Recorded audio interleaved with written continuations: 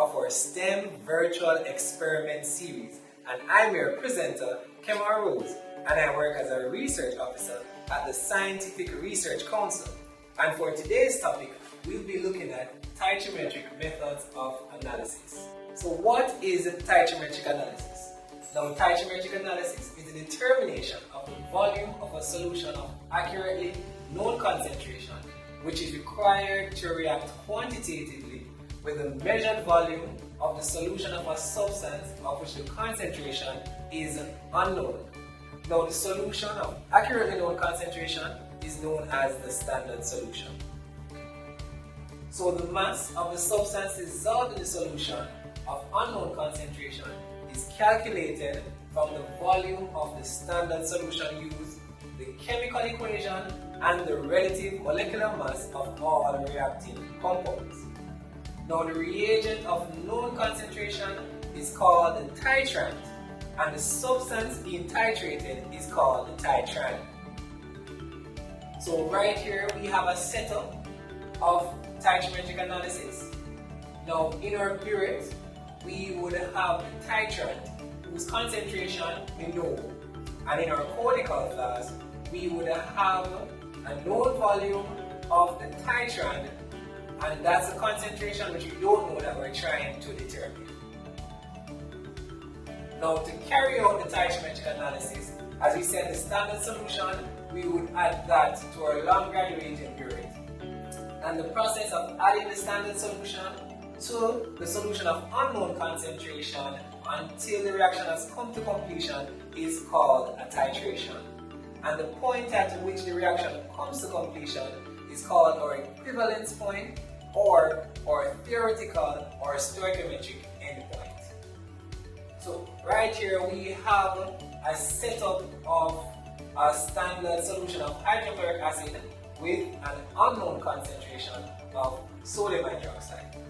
Now, if we follow the process, here we have our solution and we're adding it drip by drip to our sodium hydroxide. So both solutions start at colorless. So once we add our phenolphthalein to our sodium hydroxide, we will get a deep pink color, and that's represented by the number 2. So by the number 3A, once we start adding our hydrochloric acid, we will eventually see it becoming light pink, and that tells us that we're close to our endpoint. And once it becomes colorless, as in 3B, then we know that we would have reached our equivalence point. So the endpoint is either detected by some physical change in the reaction itself or with the use of an auxiliary reagent which we call our indicator. So alternatively, we may use some physical measurement such as pH. And at the completion of the reaction, the indicator shows some visible change. That is a color change in the sense of phenolphthalein. There's a change from colorless to pink or pink to colorless. Or we see some turbidity. And turbidity is just a scientific term for cloudiness. Now, the substance of which the amount is to be determined by titrimetric analysis, it will react completely and rapidly with the other reagent in stoichiometric proportion. So what we need to do when we're doing a titration is to write out our equation. So in this equation, we have the acid, hydrochloric acid, reacting with sodium hydroxide to form a salt, sodium chloride plus water. So what we do is we balance our equation. So we have 2 hydrogen atoms on the left hand side and we have 2 hydrogen atoms on the right hand side. 1 chlorine atom on the left hand side and 1 chlorine atom on the right hand side. 1 sodium atom on the left hand side and 1 sodium atom on the right hand side.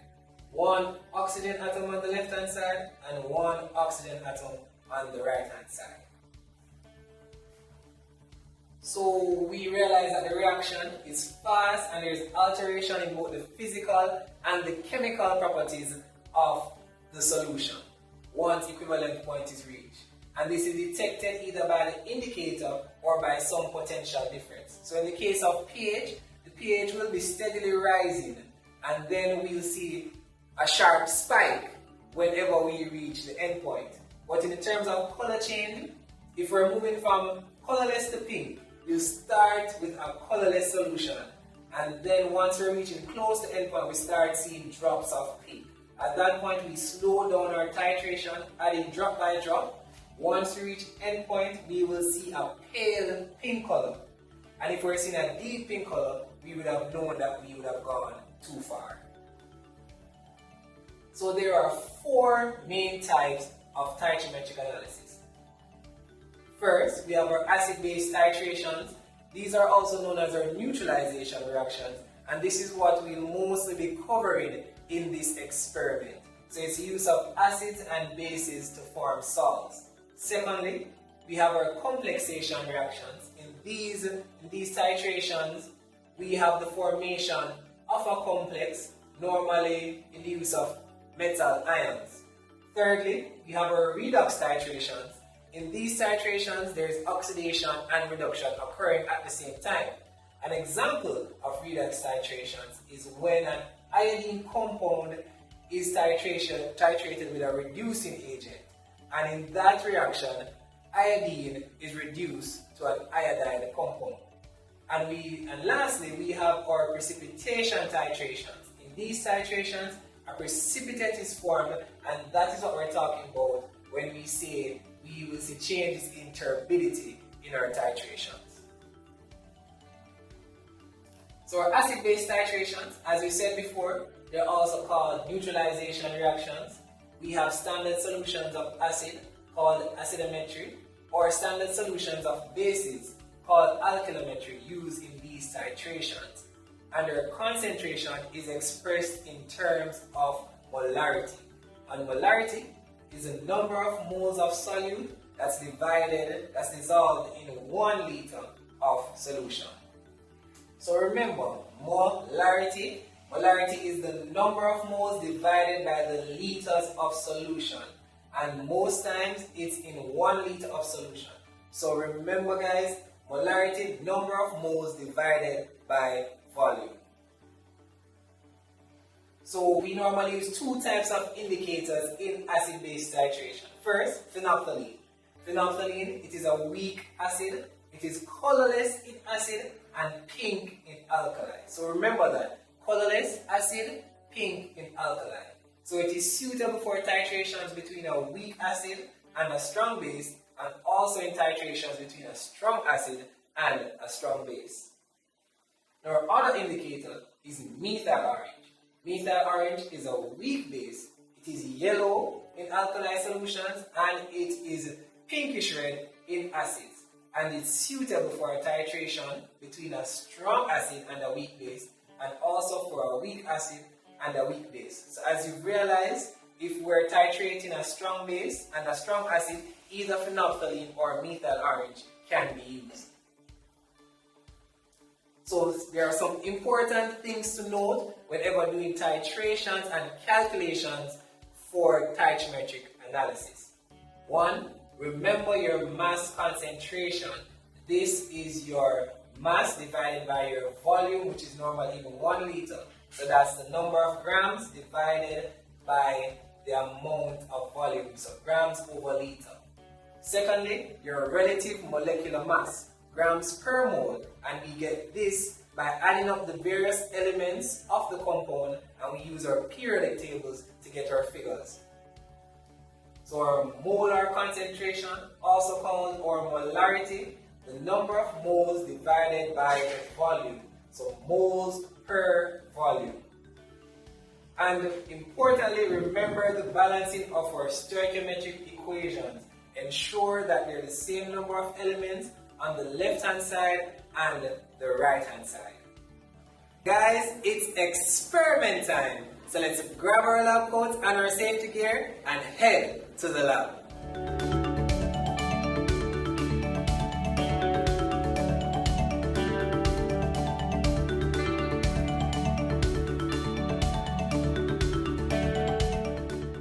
Welcome to the lab, and this is where all the magic happens. So what you need for a titration experiment is your clamp and stand, your burette, your funnel, some conical flasks, a measuring cylinder, a dropper, and a beaker.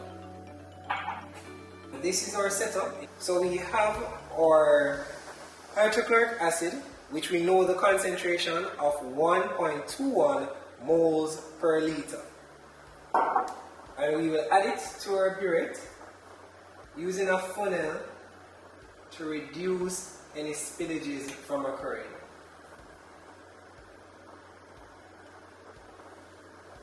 We add it all the way up until we reach the 0 mark.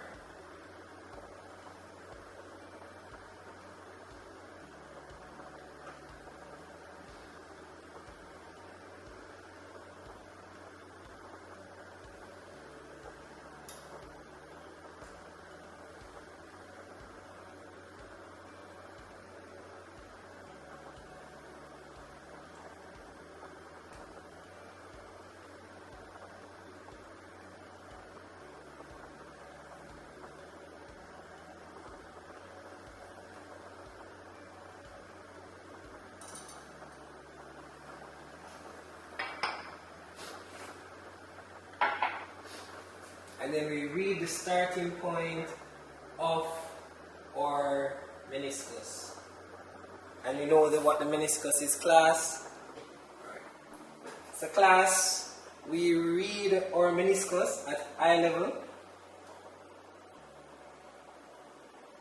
Here I see 0.6. 0.6. Next, we add our sodium hydroxide or unknown concentration of sodium hydroxide to our conical flask. We'll be using about 50 milliliters.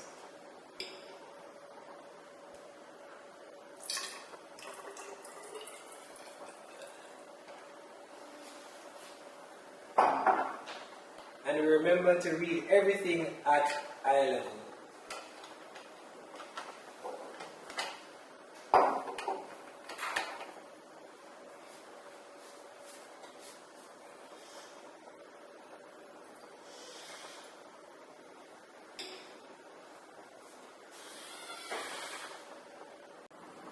So now we add our 2 to 3 drops of phenolphthalein, and as we discussed in the video, phenolphthalein is pink in base.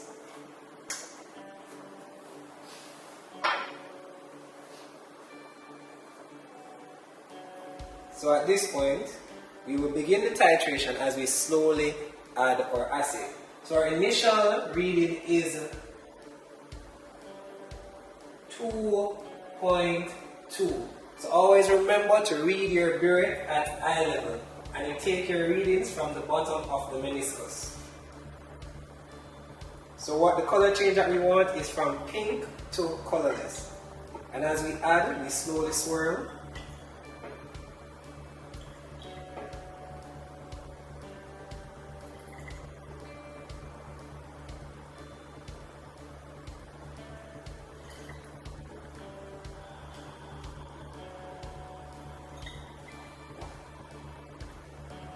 So we add dropwise and we continue to swirl.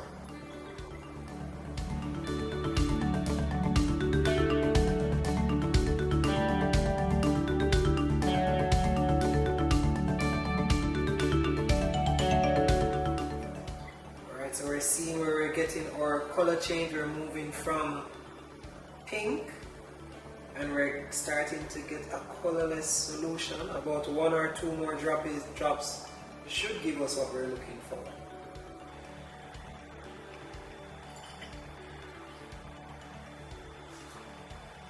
So 1 more drop. And we have a colorless solution here by reaching our end point. And this is at 14.6 14.65 milliliters. So next we'll go to our board and do our calculations for the concentration of the sodium hydroxide. Okay, so in our second setup, we will be putting base in our burette. So the base, we know the concentration of, it is 0.3 mole per liter, and we'll have acid of unknown concentration in our conical flask. So as usual, we add our indicator, about 2 to 3 drops of phenolphthalein, and as we had said, phenolphthalein is colorless in acid. So our starting point is 2.9.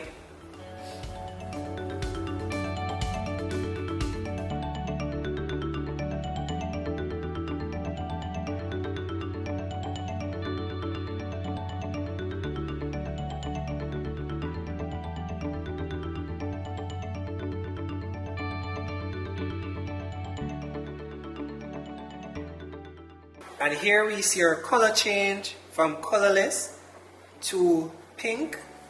You realize that it is a pale pink color.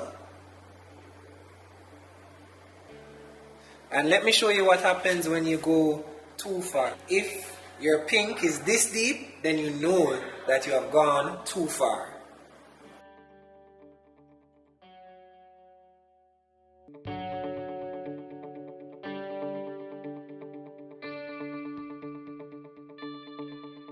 Now we go to our calculations.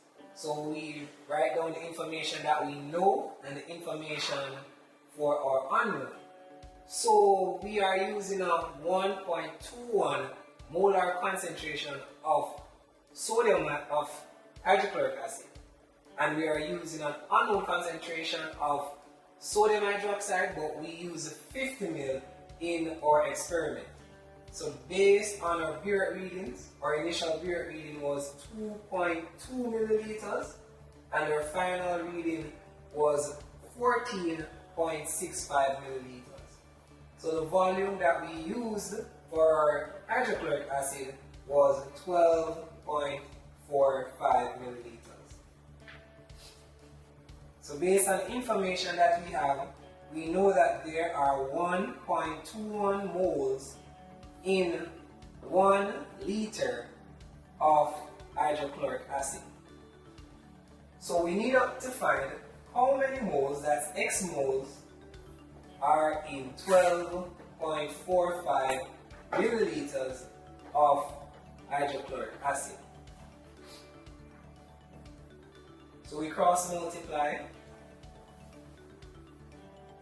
12.45 milliliters times 1.21 mole divided by 1,000 milliliters. Let us remember that 1 liter is 1,000 milliliters.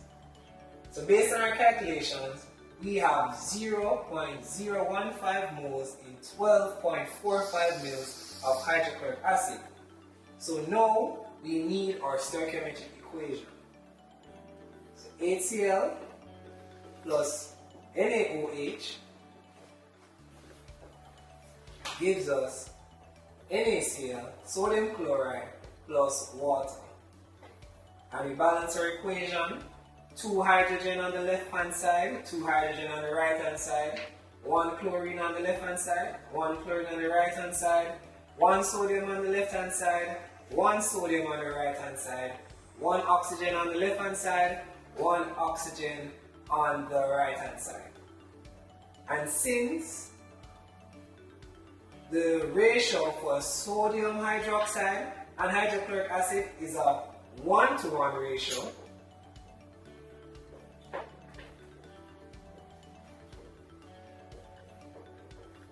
then we know that 0.015 moles of HCl is equal to 0.015 moles of sodium hydroxide.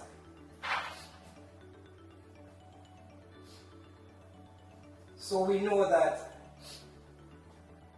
this 0.015 moles of sodium hydroxide is in 50 mils of sodium hydroxide. So now we want the molar concentration of sodium hydroxide. So if 0.015 moles are in 50 mil, then we need to find out how many moles, that is X moles, are in 1,000 milliliters or 1 liter. So X is equal to 0.015 moles times 1,000 milliliter divided by 50 milliliters. And this will give us 0.3 moles. So our molar concentration of our sodium hydroxide is equal to 0.3 molar or mole per dm cube.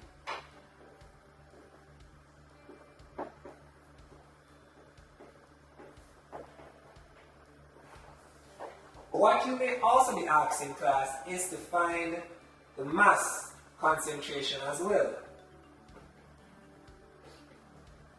So to find this, you will need the RMM, the relative molecular mass.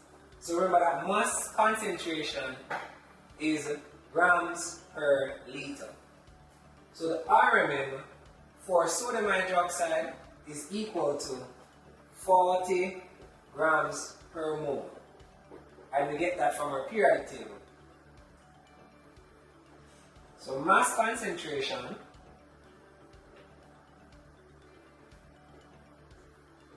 would be equal to 40. So our mass concentration is equal to our RMM times our molar mass. So in this case, it's 40 gram per mole times 0.3 mole per liter, which gives us a concentration of 12 grams per liter. So from this titration, we were able to find the molar concentration of the sodium hydroxide as well as the mass concentration of the sodium hydroxide. Thanks for joining us, and we hope that the topic of titrometric methods of analysis has become clearer to you. So remember guys, we cater to you. So please email to us any of the hard topics you have in biology. And remember to like, share, and subscribe to our YouTube channels. Also, follow us on Instagram and Facebook. And tune in to episode 5, where we'll be doing the topic of physics and we'll be building a motor. So see you next time on our STEM Virtual Experiment Series.